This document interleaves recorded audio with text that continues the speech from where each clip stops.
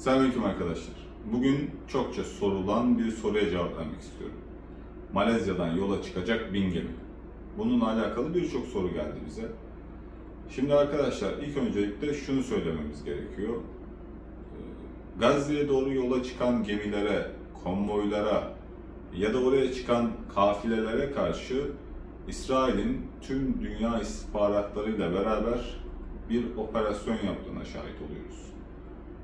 Bu bir istihbarat modelidir.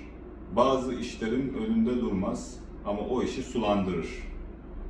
Daha önce de Türkiye'de 1000 gemiyle, 1000 yelkenliyle yola çıkacaklar vardı. Fakat sonrasında o tansiyonu arttırıp aslında hiçbir şey yapmadılar.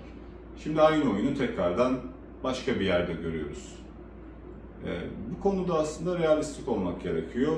Yani Malezya'nın bu konuda yapmış olduğu çalışmaları yakinen takip ediyoruz. Oradaki arkadaşlarımızdan devamlı bilgi alıyoruz.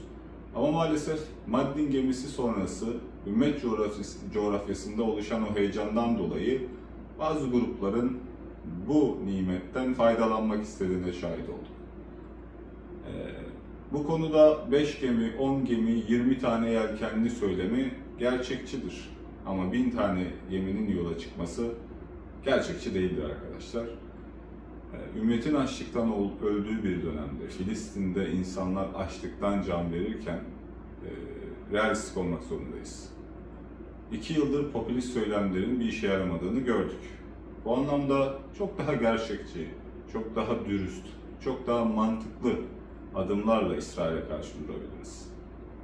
Popülist söylemlerin, büyük sloganların hiçbir işe yaramadığına birebir şahit olduk. Bizler Özgürlük Kilosu Koalisyonu olarak tekrardan ne kadar hazırlayabilirsek gemilerimizi hazırlama gayreti içerisindeyiz.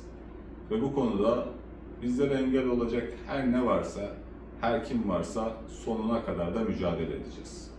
Çünkü biliyoruz ki İsrail kendi sınırlarına gelecek bu haklı öfkeden çok korkuyor. Ve inşallah hep beraber bu haklı öfkemizi İsrail'in sınırlarına kadar götüreceğiz. Ve o zaman Gazze'nin ablukasını hep beraber kıracağız inşallah. Destek olmayı unutmayın.